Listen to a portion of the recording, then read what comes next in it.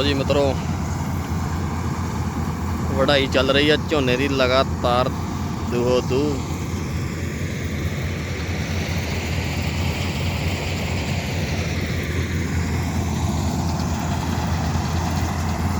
ਪੂਰਾ ਝੋਨਾ ਹੀ ਝੋਨਾ ਦੂਰੋਂ ਦੂਰੋਂ ਤੱਕ।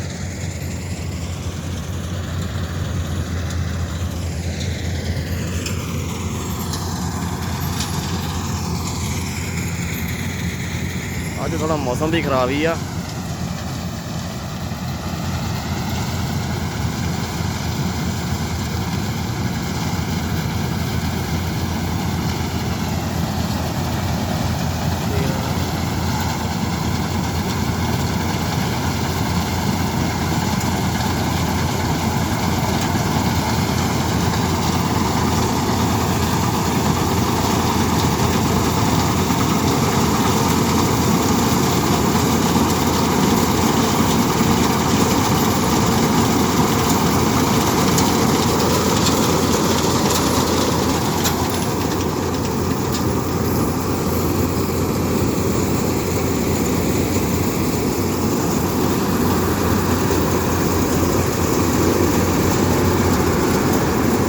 ਵਾਹ ਬਈ ਵਾਹ।